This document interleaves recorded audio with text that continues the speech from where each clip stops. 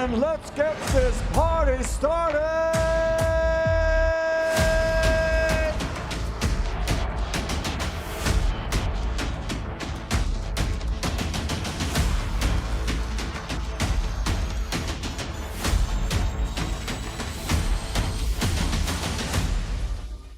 Dubois is coming into his own, man. That's what that is. He's only like 27, right? Yep. Yeah, he's coming into his own. That guy's fucking scary. He's dangerous. Daniel Dubois has gone missing, and no one can find him. In his recent performance of giving Anthony Joshua an absolute hiding, many fight fans have heard the rumors of his next fight in the works. He was supposed to fight Joseph Parker, but since he pulled out with alleged illness, the speculation is almost confirmed. The fight fans have it sussed. Daniel Dynamite Dubois steps into the ring with Oleksandr Usyk once again. You all know who Oleksandr Usyk is. If you don't know, just get out. This ain't for you. Oleksandr Usyk is the Ukrainian cat, considered by many as one of the greatest pound-for-pound fighters of all time. This 38-year-old heavyweight champion currently holds the IBO, WBC, and WBO world belts. The man has smashed his way through 23 victories, with 14 outstanding knockouts.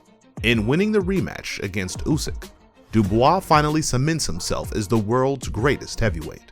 We all know that will make Frank Warren very, very happy. Indeed, it's clear that Dubois smashes Usyk in the rematch, without any doubt. As you know, Daniel Dubois fought him previously back in 2023, but that was a controversial fight.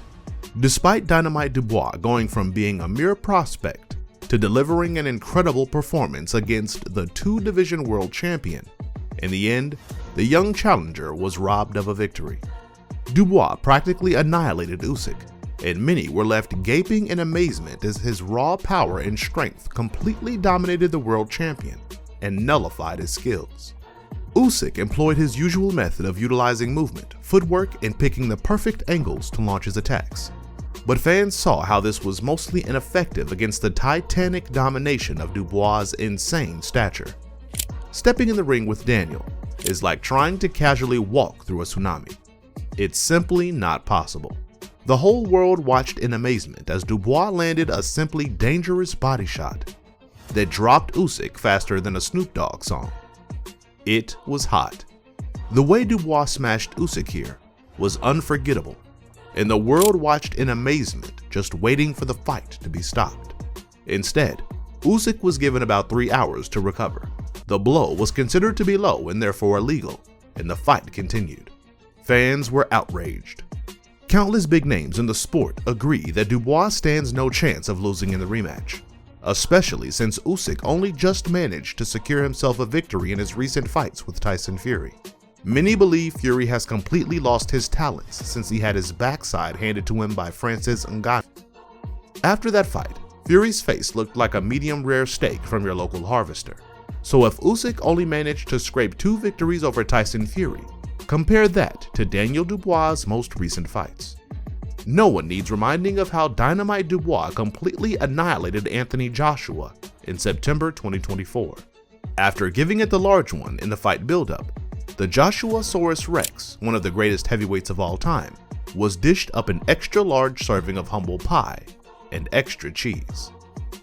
Joshua is a seasoned former world champion who should have swept the floor with the younger prospect, but perhaps age got the better of him. Dubois controlled the center of the ring. He was able to take all of AJ's heavy artillery with relative ease, shocking his opponent and fight fans alike. Dubois, not known for incredible body movement, was able to easily avoid being hit every time Joshua detonated his infamous right hands or skull-crushing uppercuts. Daniel never failed to return the fire with enormous overhand rights which seemed to land on target every time. This saw AJ drop to the floor again and again and again. It was almost difficult to watch, but there was no love lost between these two. The bad blood between the fighters was no secret. We can all agree that the way Dubois won this fight was sensational and has elevated his status monumentally on the global heavyweight stage. Not only that, but the fact that he did this to Anthony Joshua, who who was able to give Oleksandr Usyk a much harder run for his money than Tyson Fury. That really says a lot. After this victory, boxing critics unanimously agree that Dubois has improved in leaps and bounds, and to see him up against Usyk in the rematch would be like looking at a completely different fighter. Not to mention the sheer size difference. Daniel made AJ look like the skinny guy in the queue for the squat rack at the gym. So imagine how this beefed out version of Dubois compares to the former cruiserweight Usyk. It's been suggested that Dubois may put on a similar performance to that of his 2021 victory against Bogdan Dinu at the Telford International Centre in UK, England.